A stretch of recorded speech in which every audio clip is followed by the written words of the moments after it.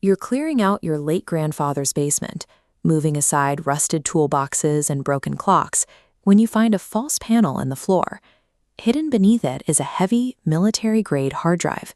There is no brand logo or serial number, just a single symbol etched into the metal, a circle bisected by a sharp vertical line. You spend the next 12 hours trying to bypass the physical encryptions. At 3 a.m., the drive finally mounts, revealing a single folder labeled simply Everything.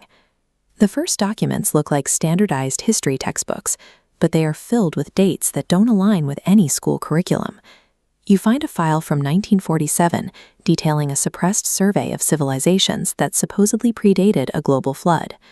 As you dig deeper, the data becomes more concrete. These spreadsheets list casualties for every major global war in the last century, but the numbers here are exactly triple what is recorded in the official textbooks. You find high-resolution, time-stamped photographs of sprawling cities and complex machinery. The metadata dates them to centuries before these technologies were supposed to be possible. The documents don't just suggest errors in our textbooks. They present a second, parallel history. If these files are authentic, a significant portion of the human story has been deliberately omitted from the record. You stop sleeping. You print the maps and the names, pinning them to your wall, and running strings between events that shouldn't be connected, trying to find a common thread. The strings eventually form a specific structure. The collapse of every major civilization follows an identical 12-step sequence. It is a predictable architecture of decline.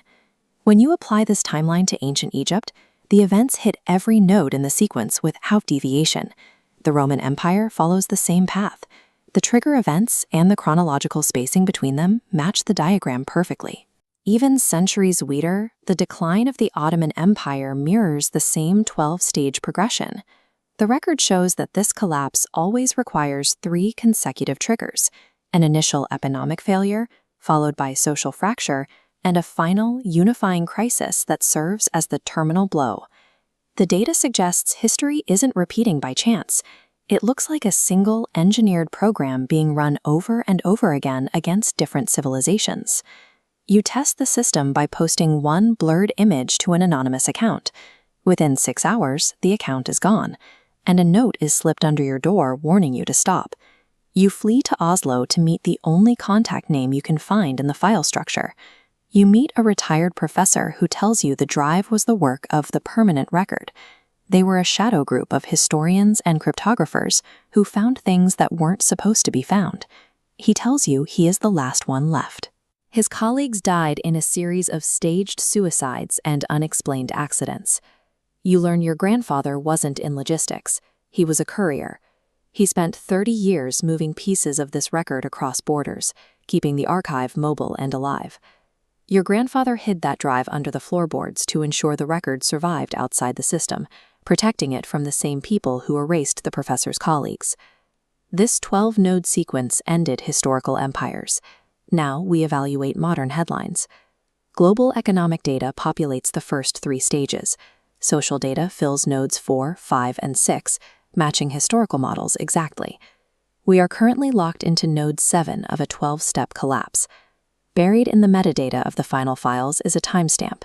It counts down to a trigger event scheduled for exactly 4 months from today.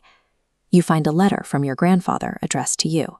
He apologizes for leaving you this burden, but says he chose you because you were the only one who wouldn't stop asking questions. The symbol of the circle with the line through it is a warning for the terminal step, the point where the pattern cannot be reversed. You are now the keeper of the record. You have to decide whether to release everything and become a target, or keep the drive hidden and wait to see what